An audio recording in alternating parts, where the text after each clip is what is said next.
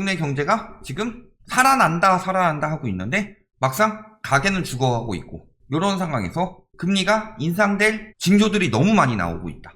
근데 지금 경제 성장률 올라가고 물가 상승률 올라가면은 인플레이션이 일어나서 자산 가치가 올라갈 것이다, 이런 이야기를 하는데 반대죠. 인플레이션이 일어나서 화폐 가치 하락으로 자산 가치가 올라가는 경우는 그 자산이 물가 상승률이나 경제 성장률에 대비해서 합리적으로 가격이 상승했을 때 그럴 경우인 거고, 실질적으로 자산 거품이나 경제 위기로 인해서 급격하게 돈을 풀고, 왜냐면 유동성이 안 도니까, 유동성 장세가 아니라서 돈을 푸는 거예요. 소비가 안 도니까 돈을 풀고 금리를 낮췄다, 이런 형식으로 갑자기 자산 시장에 급격히 거품이 낀 경우, 물론 거기에 부동산 같은 경우는 그 전부터 거품이 엄청나게 많이 꼈었죠. 주식이나 코인 같은 경우야 코로나 시국 이후에 낀 거지만, 이럴 경우에는 금리가 올라가게 되는 경우 자산 가치가 급격히 하락하게 된다. 왜냐면 어중이 떠중이들이 다 몰려왔기 때문에. 그런 상황에 대해서 자세히 살펴보겠습니다. 얼마 전에 발표 났었죠. 1.6% 성장 1분기. 요거는 기저효과라고 보이죠. 코로나 이전에 미중 무역전쟁, 한일 수출 규제, 이런 걸로 상태가 안 좋았는데 코로나 회복하면서 생각보다 GDP 성장률이 높게 나오고 있다. 21년에 3.3% 성장할 것이다 라고 생각했는데 더 올려서 3.5%로 상향했다. 3.2%에서 3% 중후반. 한국은행에서도 3%에서 3% 중반까지 이야기 나오고 있죠. 즉 경제 성장률이 계획보다 더 높게 나오고 있고 더 빠르게 진행되고 있다. 4% 이야기 많이 나오고 있죠. 1.6% 하면서 4% 성장 기대한다. 한은에서도 4%도 가능하다. 3% 중반을 예상하지만 추세가 생각보다 좋다. 가능할 것도 같다. 이런 식으로 이야기한 거죠. 심지어 JP모건 같은 경우는 4.6%까지도 가능하다. 기저효과 감안하더라도 거의 올해 되살아난다는 거죠. 그렇다면 미국에서는 2023년 기준금리 인상을 이야기를 했지만 지금 우리나라가 굉장히 지금 회복 속도가 빠르다고 그랬어요. 세계적으로도. 그렇다면은 우리나라는 22년부터 가능할 수도 있지 않냐. 경제 성장률만 가지고는 좀 힘들 것 같은데요. 그래서 또 하나 반영하는 게 뭐예요? 물가 상승률. 생산 소비 모두 증가하고 있죠. 소비자 물가 1.5%. 작년 코로나로 인해서 쭉 떨어지다가 점점 올라가서 여기까지 올라갔다. 즉 엄밀하게 말하면은 그들이 말하는 인플레이션, 화폐 가치 하락으로 인한 실물 가치 상승, 그것을 뜻하는 것이 뭐예요? 물가 상승률이죠. 그런데 물가 상승률이 생각보다 빠르게 되고 있다. 그럼 인플레이션이 일어나서 자산 가치 올라가는 거 아니에요? 근데 문제는 뭐예요? 금리를 왜 내렸어요? 자, 쉽게 생각해 봅시다. 물가가 1% 올라요. 그렇다면은 은행에서는 1% 이상을 받아야 되겠죠. 왜냐? 예를 들어서 은행에서 100만 원을 빌렸어요. 실물을 샀다. 그러면은 101만 원의 가치를 가지게 되는 거죠. 근데 금리가 0.5%밖에 안 된다. 그렇다면은 이 사람이 은행에 갚아야 될 것은 100만 5천 원. 은행 입장에서 손해죠. 빌려줬는데 은행에서 딴 거 샀으면 이 정도인데. 그러니까 웬만하면 물가 상승보다는 높은 금리를 유지하게 되는 것이 은행 입장에서 맞는 거다. 그런데 물가 상승률 1%인데 금리를 막 10%씩 받아. 이러면 안 되죠. 그래서 일반적으로 예금 금리는 물가 상승률보다 조금 낮게, 대출 금리는 조금 높게 이렇게 하는 경우가 많죠. 옛날 같은 경우는 예금 금리도 물가보다 더 높았는데 요즘엔 약간 그런 추세가 되어 가고 있기도 하죠. 근데 어떻게 된 거예요? 이럴 순 없죠. 그러니까 2%까지 낮춘다. 근데 예를 들어서 물가가 3% 상승한다. 그러면 손해니까 은행에서도 한 4%까지 올린다. 이게 일반적인 거죠. 그러니까 그것에 대해서 손해보지 않도록 해야 되고 명분도 만들어줘야 되니까 건드는 것이 기준금리가 되는 거고, 국제금리 조금 주춤하는 듯 하는데 다시 올라가고 있죠. 거의 고점 다 회복했죠. 미국도 따라 올라가고 있습니다. 다시 2.1% 나왔고 다시 1.6% 나왔어요. 국제금리가 올라가면 금융채나 시중금리 같이 따라서 올라가죠.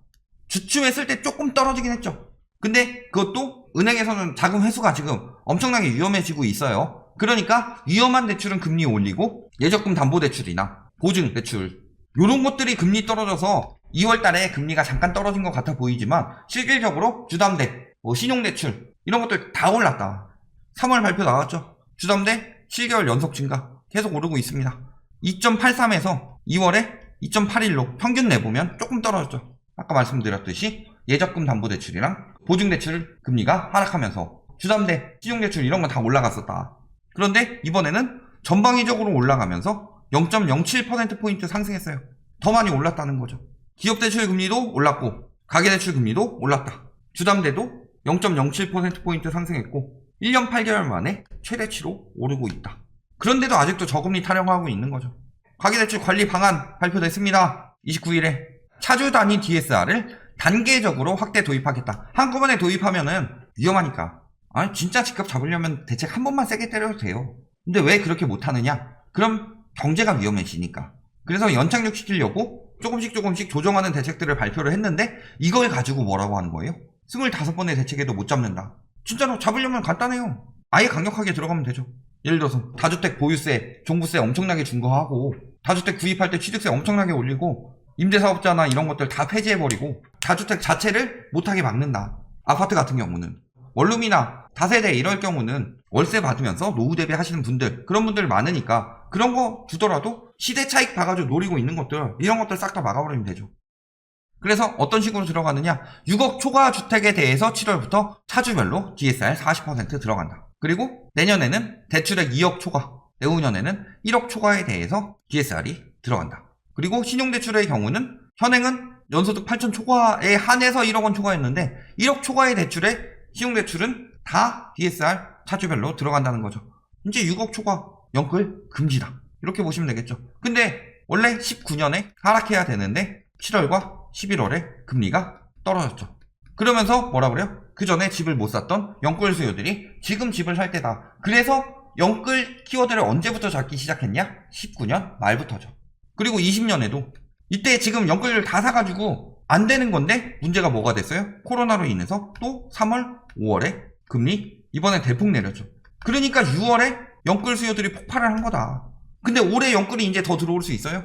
그러면서 이렇게 연끌 유도하면서 갭투기도 은근슬쩍 들어갔죠. 갭투기 들어가가지고 차익 남기려고. 그런데 올해는 어떻게 되겠어요? 금리가 인하할 것 같아요? 기준금리가? 기준금리 인하할 기미는 안 보이고 시중금리는 계속 올라갈 기미만 보이고 있죠. 또 6월 이후에 폭증할 것 같나요? 작년처럼? 6월에 한번 오긴 올 거예요. 5월에는 절세 매물 막 해가지고 급매물 좀 나오면서 조금 떨어졌다가 6월에 한번 조장할 거다. 절세 매물 끝. 그리고 7월부터 DSR 들어간대요. 지금 마지막 대출 기회다. 연끌들 지금이 마지막이다 해서 6월에 거기에 낚이는 마지막 수요들이 있겠죠. 하지만 7월부터는 이제 안 된다. 돈을 안 빌려주는데. 이걸 가지고 대출 한도 늘어난다고 하고 있어요. 장래 소득 반영해서 대출 한도가 2.5억에서 3.5억까지 배포한 자료에서 이런 것들만 지금 해가지고 늘어난다. 대출 한도가 한 1억 정도 늘어날 것이다. 이런 거 이야기하고 있죠. 그렇다면 청년이 아닌 사람들은 어떻게 되겠어요? 대출 한도가 더 힘들어지겠죠. 그렇다고 청년들이 저거 대출 받아가지고 집 사야 되겠어요? 아니 청년들이 무슨 돈이 있어. 대출 요렇게 받는데 문제는 DSR도 있지만 LTV도 있죠. 대출 받는데도 한도가 있을 것이고 보통은 DSR보다 LTV에 걸리고 그 전에 돈이 없다. 일단 청년들이 무슨 돈이 있냐. 이렇게 대출을 받을 수 있지만 그럴 거면은 이 이상의 금액을 모아놔야지 되는 거죠. LTV가 40-50% 정도 되니까 적어도 저만큼 대출 받으려면은 7억 정도 가지고 있어야 되는 거죠. 24세에 3억 5천 정도 가지고 있어야 저만큼 혜택을 받는 거예요. 그게 안 된다. 못 받죠. 일반적으로 똑같이 2천만 원이라면 주담대 한도는 줄어든다. 아주 예외적인 경우들만 들고 와서 이야기를 하고 있는 거죠. 그러니까 이제 뭐라 그래요? 집값 띄워놓고 금융사다리 없애버린다. 근데 집값 띄워놓고 금융사다리 없애는 게 맞아요. 집값 띄워져 있으면. 왜? 이런 거예요. 요만큼 올라가 있잖아요. 사다리 만들어서 타고 올라가서 더 올려요.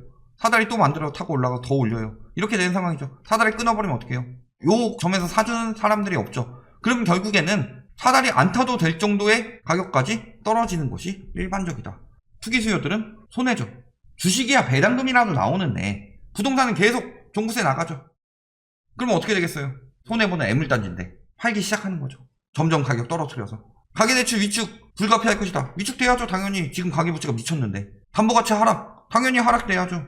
돈을 잔뜩 빌려가지고 빚으로 집 사고 빚으로 또 사고 빚으로 또 사고 이러고 있는 와중인데 그러니까 저렇게 된다는 건 무슨 소리예요? 앞으로 집 사기 어려워진다. 그렇다면 거래가 많이 줄어들 것이고 집값은 떨어지게 된다. 최근에 거래소 최고 수준이라고 하면서 한국 부동산 세금 너무 세다. 근데 문제는 뭐예요? GDP 대비 거래세를 얼마나 걷었냐. 근데 왜 많은 거예요? 다른 나라들에 비해서 엄청나게 거래 회전율이 높으니까. 뭐 때문에? 갭투기. 다른 나라들은 대출을 받아서 월세를 놓죠. 계산 엄청나게 복잡해야 되죠. 근데 갭투기는 뭐예요? 2억 있으면은 10억짜리 집 사가지고 8억 전세 놓으면은 당장 문제 없는 거죠. 나간 이자가 없으니까. 그래놓고서 세입자가 나가면 어떡해요? 못 돌려준다고 하면 되잖아요. 그러니까 전세보증보험하고 막 임대사업자 전세보증보험 가입 필수하고 그러니까 막 이악 물고 반대하는 거죠. 그러니까 회전율이 너무 높다. 아직도 집값 환상에 미쳐있다. 거래량 죽어서 경제 죽는다 이런 이야기 하고 있는데 더 줄여야 된다는 거죠. 이런 와중에 물가 올라가요. 금리 올라가요. 나갈 돈 많아지죠. 세금 올라가요. 아무리 지금 뭐 보유세 대책 나온다고 해도 다주택자들은 세금 더 많이 올라가죠. 그런데 작년 보면은 소득은 줄었다. 대출은 늘었죠. 가처분 소득은 더 빨리 줄겠죠. 주식 같은 경우에 기업이 사기도 하잖아요. 코인 같은 경우야. 그렇지만 부동산 같은 경우는 대부분 가게가 사는 거지. 지금 원래 9월 대출 만기 있었죠. 작년 3월부터 9월로 연장하고 올해 3월로 또 연장하고 올해 9월까지 연장됐어요. 안이 세 가지가 나오고 있죠. 9월에 더 연장 안 하는 거, 또 연장하는 거. 근데 이거는 아마도 9월 가까이 됐을 때. 그리고 이번에 아예 나온 게 뭐예요? 탕감법. 근데 이 탕감법 이야기한 사람은 정신 나간 거다. 지금 바젤3로 인해서 은행도 지금 가계대출 지금 축소시키고 있는데 이 와중에 뭐 LTV를 뭐 청년층에 90% 내달라는 것도 정신 나간 거고 탕감을 해요. 정신 나간 거죠. 지금 연체율이 안 늘어나고 있는 건 대출 만기 연장을 했기 때문이에요. 그런데 이걸 탕감을 하자고 하면은 은행이 빚을 다 떠안는다. 그러면은 예를 들어서 자영업자가 망한다. 그러면 뭐 여럿이 망하더라도 자영업자 개인에서 끝낼 수 있는 게 탕감하게 되면은 은행이 무너질 수가 있죠. 은행이 무너지면은 누가 피해를 봐요? 예금자들. 그러면은 여기서 끝낼 게 예금자들까지 아무런 문제 없이 이 코로나 와중에도 진짜 열심히 잘 살고 차곡차곡 돈 모아서 했던 그런 사람들한테까지 피해가 간다. 서브프라임 사태에서 왜 사태가 더 커졌게요? 리먼 브라더스 은행이 망했으니까 말 같지도 않은 소리 하고 있는 거죠. 부실 대출이 1년 새 9천억이 늘었습니다. 이금융권에서. 그렇다는 건 9월에 터지게 되면 완전히 터진다는 거죠.